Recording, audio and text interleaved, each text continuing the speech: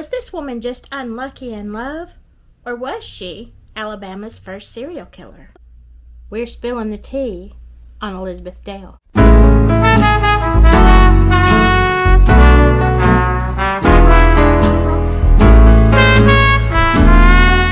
there, my silky friends. Today, we are going to be talking about the silkiest woman who ever stepped foot on the ground of Alabama. We are talking about Elizabeth Dale, Gibbons, Flanagan, Jefferies, Brown, Routt. Here is my disclaimer. All of the opinions in this video are strictly mine. In preparation for today's tea, we've got hot cinnamon spice because this story is spicy. But we are going to do a little bit of fancy with my little sugar stick. This story is so bizarre that I think it needs a little extra flair. So here's what we're doing. This one calls for a hat. Now, she was born Elizabeth Dale, the daughter of Adam Dale. In a 1933 article, the Huntsville Times is quoted as saying this: "She was a beautiful and charming woman with auburn hair and brown eyes and a fair complexion. She was well educated and an aristocrat." And it is also quoted in the same article that she had quite an unusual way with men. I'll say she did. Elizabeth's father, Adam Dale, was a Revolutionary War hero, sort of. By the time Elizabeth came along, he had married, left Tennessee, and settled in DeKalb County, Georgia. When Elizabeth came of age, she married her first husband, the Reverend Samuel Gibbons. Now, honestly, this marriage is the one that lasted the longest. 17 years. Yeah, she could never do that again. But, strangely enough, in this marriage, there were no children. Even though he was a reverend, Gibbons was wealthy, he was a landowner, and so he was deemed a suitable match for Elizabeth, who, it is said, loved the finer things in life. The clothes, the horses, the furniture. Well, I mean, honey, who doesn't? After 17 years of marriage, one account says that she wasn't quite getting rich enough, fast enough. She had given 17 years of marriage to this man, and she needed more. So, rumor has it, I'm not saying it's the truth, rumor has it that she accused the Reverend Gibbons of infidelity. And then shortly thereafter, he just up and died. Nothing suspicious about that. As fate would have it, shortly afterwards she met a Mr. Flanagan. Now, Mr. Flanagan also was similar in taste to Elizabeth. He had the finest clothes, the finest possessions, and so she looked at him and thought, there's a good catch. But after marriage, it was discovered that he really was badly in debt. So it was all a front. About 3 months into their marriage, after his financial situation had come to light, Mr. Flanagan started going to the doctor an awful lot. Within the last 3 months of their marriage, he went to the doctor 45 times. Strange ailments. He just wasn't feeling well. Well, one evening he just succumbed. Poor Elizabeth found herself widowed for the second time, and here she was, still a relatively young, vibrant woman. So, what would she do? Why, she'd have to go on the search for another husband. As it happened, while she was married to Mr. Flanagan, Mr. Jefferies had made her acquaintance, and once Mr. Jefferies had heard that Mr. Flanagan passed away, well, he was right on her doorstep. Some people can't get enough of this woman.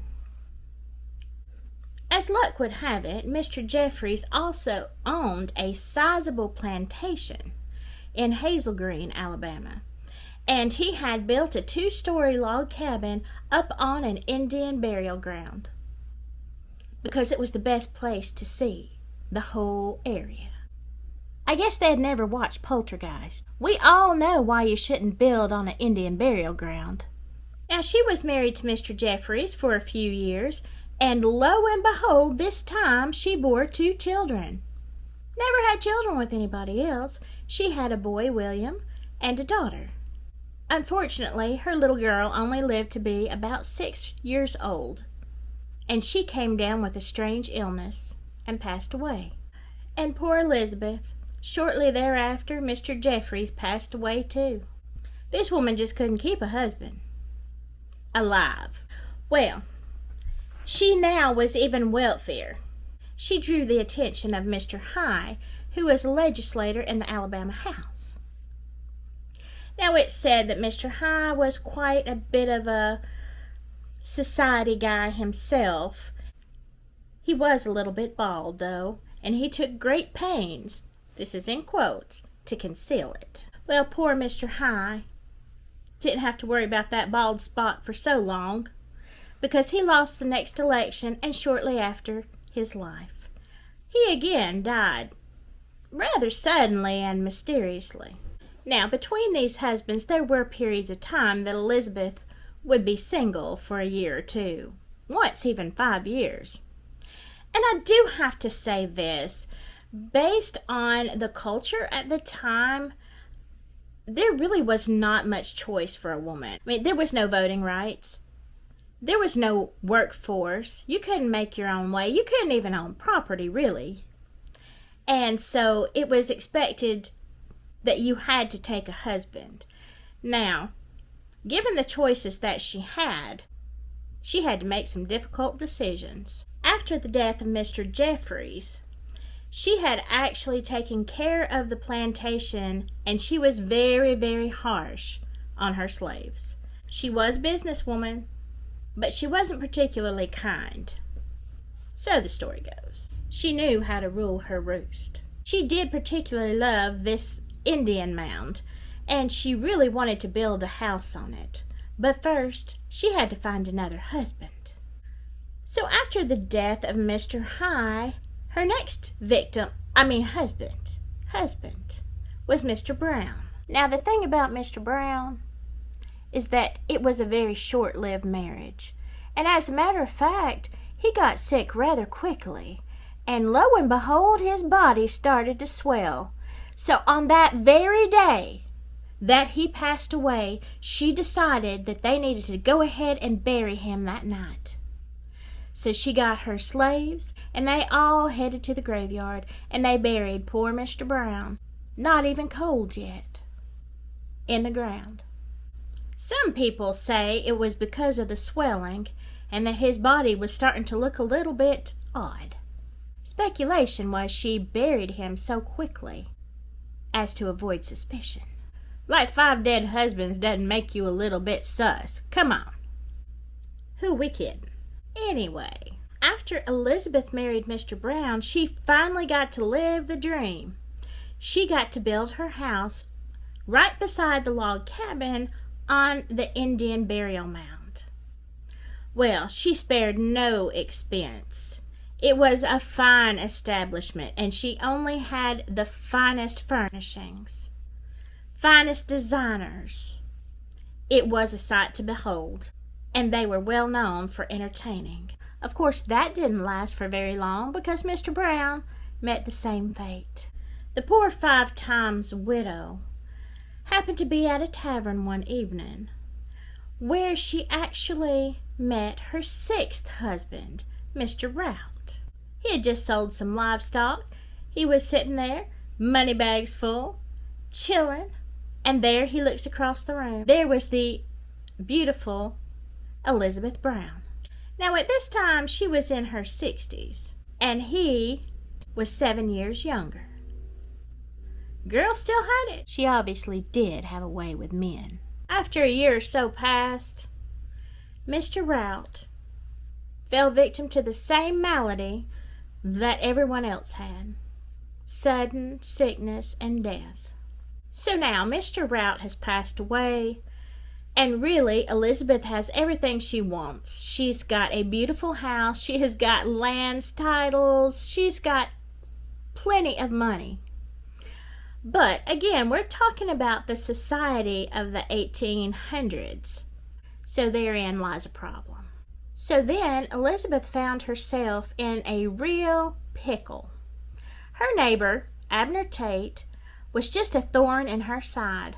Over the past few years, they had been squabbling about livestock being over the fence on somebody else's property and just plantation matters. Nobody really knows the extent of their feud. Some people even suspect that there was an unrequited love or a love affair. Now, Mr. Tate did have a wife and family, so we're not really sure what the nature of their relationship had always been, but they were feuding. And Mr. Tate did not hold back on his opinion of Elizabeth's 6 dead husbands, and he started the rumor mill. I'm sure some people kind of had that in mind anyway. They weren't stupid. But because he was a male and he had land and he was somebody important, people did pay a little bit of attention. Well, this infuriated Elizabeth, who was now again single. So she caught the attention of D.H. Bingham, who she had focused on to be her husband number 7. Well, because of all of the rumors and the problems that Mr. Tate was causing for Elizabeth, she got very, very angry. Y'all know what an angry woman can do.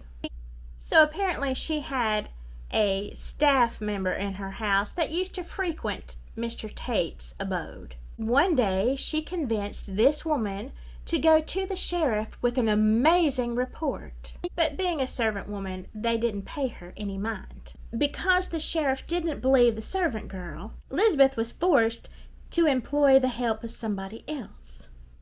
And so D.H. Bingham became her victim. She persuaded him to bring charges against Mr. Tate to the sheriff. Now you can kind of see how this might have played out. It might have went something like this. Over tea. Oh, you didn't know? Well, we had a stranger journeying through here, and he just up and disappeared. Really? I haven't heard of such a thing. Oh, yes. He had just sold all his cattle, and he was traveling with a very large amount of money. Now, you know he had to stop for the night, so he decided to stop at Abner Tate's house, who gave him room and board. Strangely enough, that was the last time that man was ever seen. Now, I'm not saying that Abner had anything to do with that. I would never suggest anything so heinous, even if I despised the man.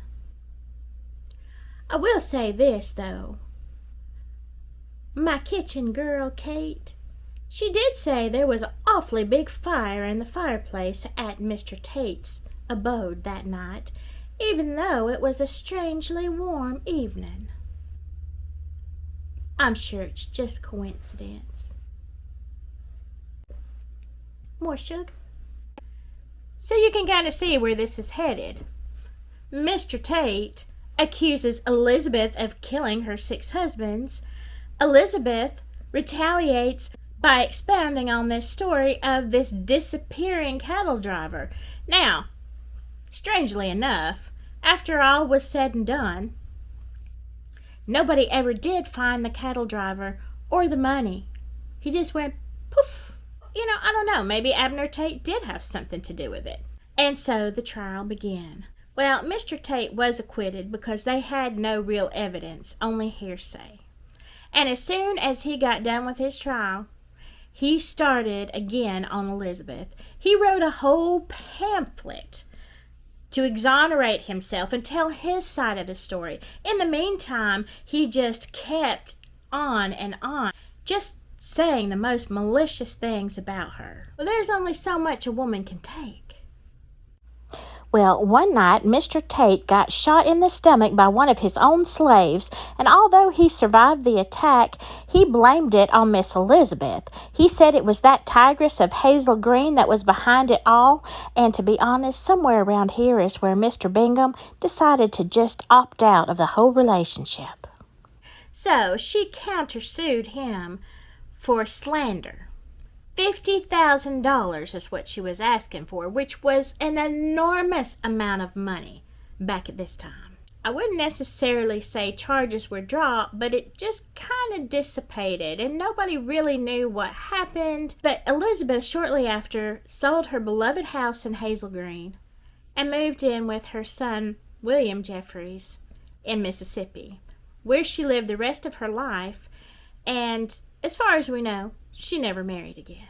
After the property was sold, it eventually became 4 apartments, which were reported a lot of paranormal activity.